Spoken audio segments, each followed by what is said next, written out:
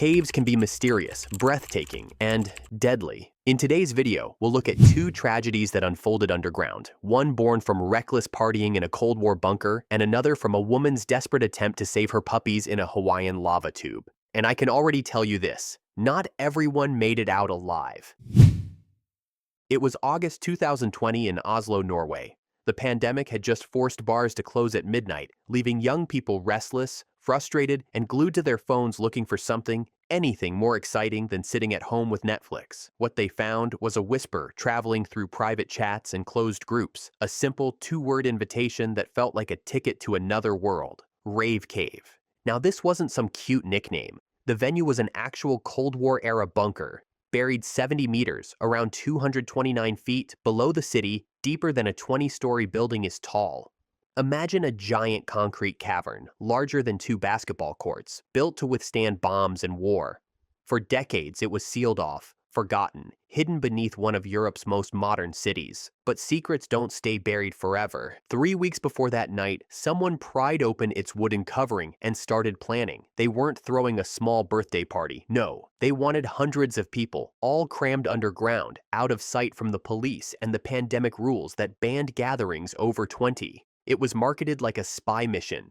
Don't show up all at once, sneak in groups of 2 or 3, find the hidden crawl space near St. Hanshaugen Park, and above all, don't get caught. The entrance wasn't a doorway at all. It was a crawl space so tight that people had to crawl in one by one, worming their way down into complete darkness. Think of trying to enter Narnia, except instead of a wardrobe, it's a hole in the ground, and instead of magical fawns, you find drunk engineering students carrying glow sticks. Inside, the organizers had set up lights, speakers, and crucially, diesel generators. And here's mistake number 1. Generators need ventilation. Otherwise, they create carbon monoxide, a gas so deadly it's earned the nickname the silent killer. It has no smell, no taste, and no warning signs until you collapse. But instead of venting it safely, the organizers duct taped the air shafts shut to hide the noise. In other words, they were soundproofing their own death trap. When the first waves of people entered, the transformation must have felt magical. Cold concrete walls exploded with color, bass lines shook the ground, and nearly 200 young people were suddenly living out a scene that felt like a post-apocalyptic music video. Cars driving above, while deep below, a hidden world pulsed with light and music. For months, they had been locked out of nightclubs and festivals. Now they had a secret one, and it felt untouchable. But as the hours ticked by, the air changed. Some people noticed it first. A heaviness in the lungs, like trying to breathe through wet blankets. Dizziness. Blurred vision. That was the carbon monoxide slowly replacing oxygen in their blood. To some, it just felt like party air, the usual stuffiness of a packed club. One man kept slipping out through the crawl space to breathe fresh air before diving back in. Without realizing it, those breaks were saving his life. Meanwhile, others who stayed inside were unknowingly being poisoned. And then came the breaking point. Sometime around 3:30 a.m., the bunker suddenly went black.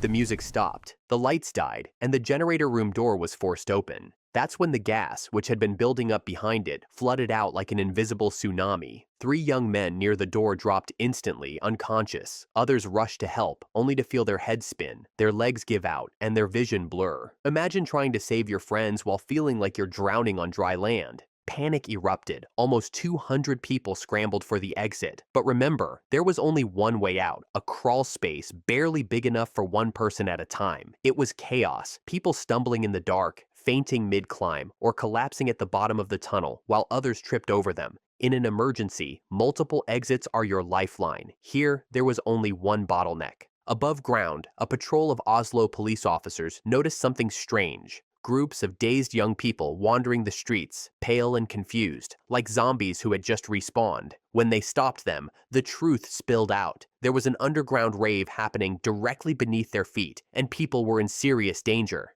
At 3:46 a.m., fire trucks, ambulances, and police cars raced to the park. Rescuers descended into the bunker with oxygen masks, finding 7 people unconscious and dragging them out one by one. 25 were hospitalized, 5 in critical condition, including 2 police officers who had joined the rescue without realizing how toxic the air really was. Doctors later said their survival was a miracle.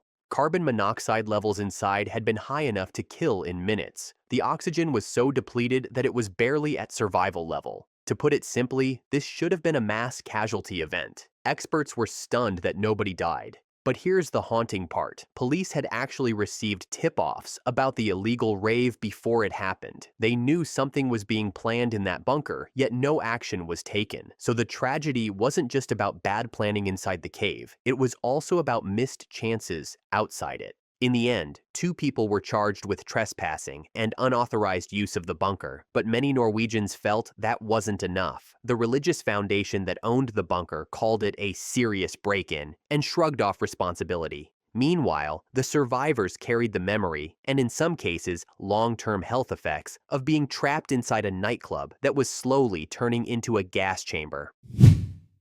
Rewind to April 24, 2001. The day began like any ordinary evening on Hawaii's Big Island. For 47-year-old Margaret, it was supposed to be just another walk across the black lava fields with her puppies, Max and Luna. 6 months old, bouncy, and full of life, they had been her companions ever since her divorce, the family she rebuilt for herself after heartbreak.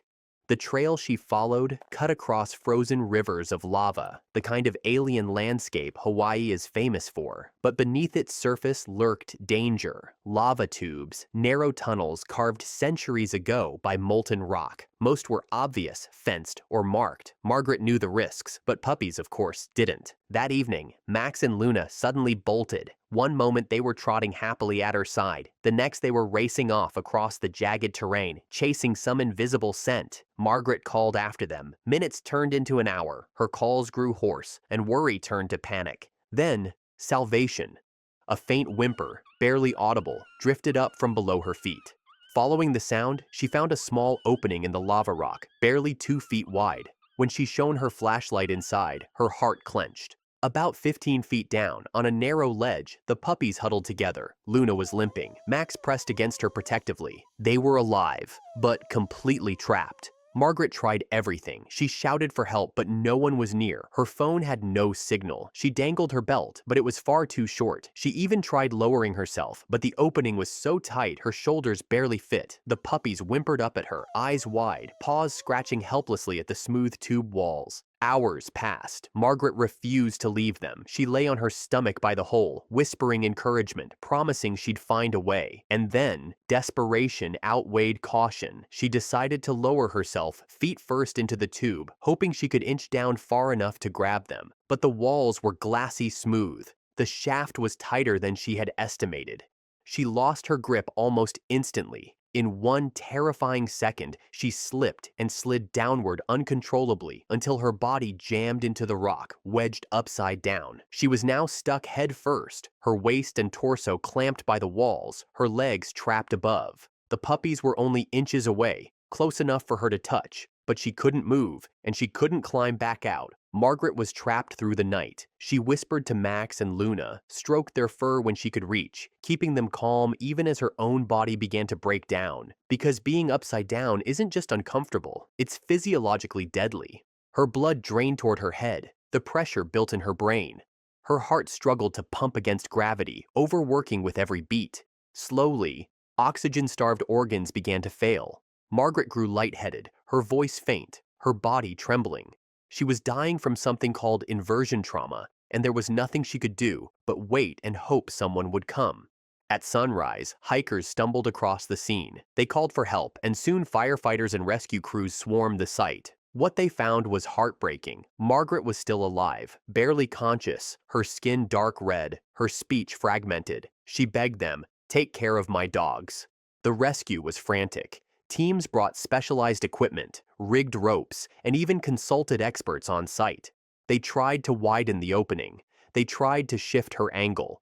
Every plan was executed with precision, but the tube's narrowness made everything agonizingly slow, and every minute mattered because her vital signs were fading. Rescuers monitored her pulse and breathing as they worked. They could see the toll of the inversion, her heart rate irregular, her blood pressure plummeting, her brain was swelling, her body shutting down. Time was slipping away faster than they could dig her free. After hours of desperate effort, her body finally gave out. Her heart, crushed by hours of strain, could no longer fight gravity. Margaret Chen's final act wasn't for herself. It was for Max and Luna. Both puppies were saved, carried out of the lava tube alive, trembling but unharmed beyond minor injuries. They were later adopted into loving homes. The lava tube where Margaret died is now fenced off and marked with warnings. But for those who know her story, it isn't just another hazard on the landscape. It's the site of a sacrifice. A woman who, after losing so much in her life,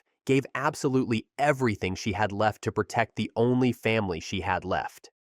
So, from a secret rave in Oslo that almost turned into a mass grave, to a Hawaiian lava tube where a woman's love for her dogs cost her everything, these stories show that going underground is rarely just an adventure. If you enjoyed this video, do me a favor, hit subscribe before you go exploring caves yourself. Because, let's be real, if you vanish into a lava tube, at least my next video will still reach you. And do you have an idea for the next story I should bring to life in animation? Drop it in the comments, I'd love to see what you come up with. Thank you for watching.